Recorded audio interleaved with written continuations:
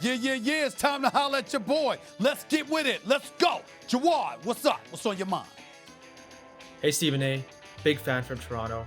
My question for you is, in your opinion, do you think it's good for basketball and the NBA brand that this postseason has been dominated by small to mid-market teams with young, up-and-coming superstars who are not necessarily household names yet? I think it's been pretty great. What do you think? I think it's interesting because it would be nice. First of all, I love seeing Devin Booker. I love seeing Giannis really up his level of play. I love seeing Trae Young having busted onto the scene and doing the things that he's doing. Of course, I love seeing all of that. And we're seeing Paul George really elevate his level of play. I get all of that. I do believe, however, it would have been better if I saw those guys knocking off the LeBrons of the world, the Kevin Durants of the world, if he lasted a little bit longer, if Kyrie hadn't gotten hurt, stuff like that. It would be nice to see Russell Westbrook in the mix this late in the postseason, stuff like that. Because great talents that are household names, you want to see them playing for as long as possible, or at least close to the edge before getting knocked off by somebody younger on the come up. So I do think it's great to see the younger guys. I just wish some of the older guys had lasted past the first round. You feel me? Okay? That's where I'm at with it. Who's next? If you ever in your life, ever again, say anything crazy, blasphemous, like Devin Booker is the next Kobe Bryant, I've looked up to you since I was 14 years old. You say a lot of crazy stuff, but for you to regurgitate, apologize on national television to Kobe Bryant. Apologize to Vanessa and apologize to me. Hell no. And what you think you gonna do to me? You know what you gonna do? You know what you gonna do? You gonna keep watching Stephen A's World. That's what the hell you gonna do, because you gonna send in more videos and you gonna wanna see yourself on camera. Don't try to act like you don't know. You gonna watch the show and you gonna hope that I pick your videos. Don't try to scare me, intimidate me. It's not working. And by the way, you're a highly intelligent brother, I can tell. So could you please do me a favor and quote me accurately? Not just with words, verbatim, but in its proper context.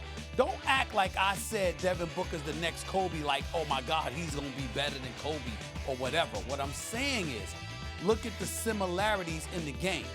You know, sure, he's not shooting accurately right now. I can point to many games in Kobe Bryant's career where he shot 40% and what have you. Many times, I've seen him do it. God rest his wonderful soul, but he was still a killer. And also remember this, the ball handling, the pull-up, the mid-range games, the fall-aways, the potential three-point shots, stuff like that.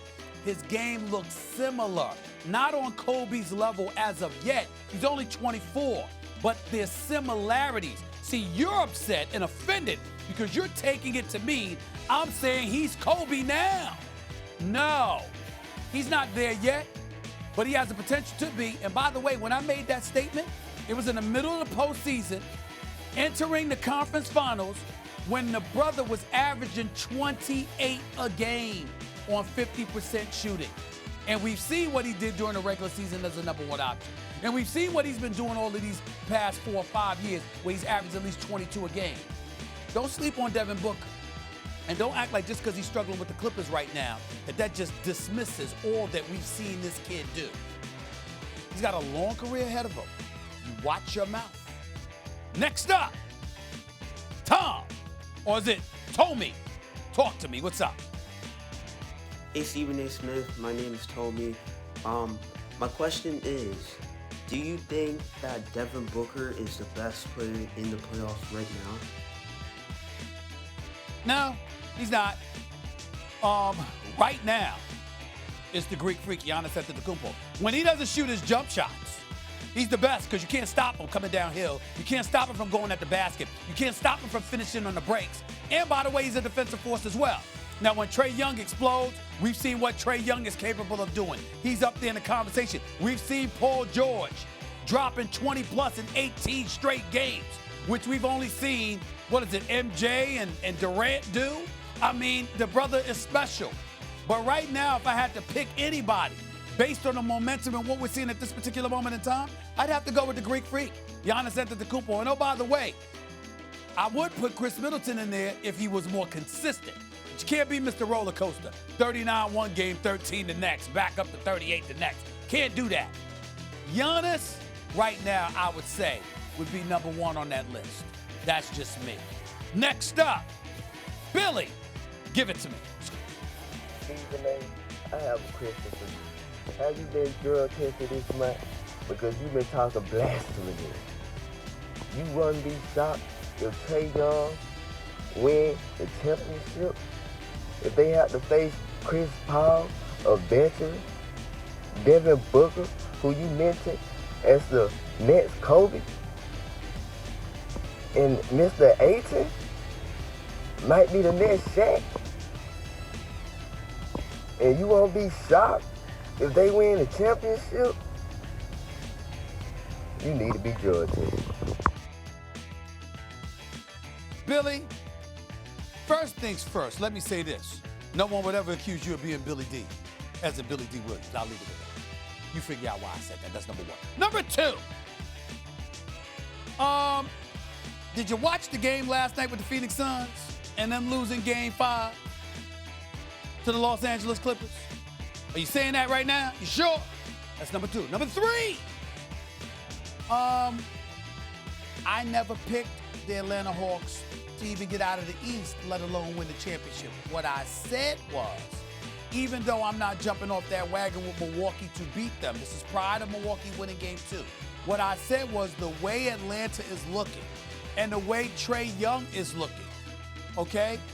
If he continues to play that way, they could win it all. If Trae Young is like that, and Bogdanovich, and Herter, and Collins, and Gallinari, and Lou Williams are hitting shots, yeah, you could beat anybody. In other words, watch out for them. You got to D up and defend them, otherwise they can take you.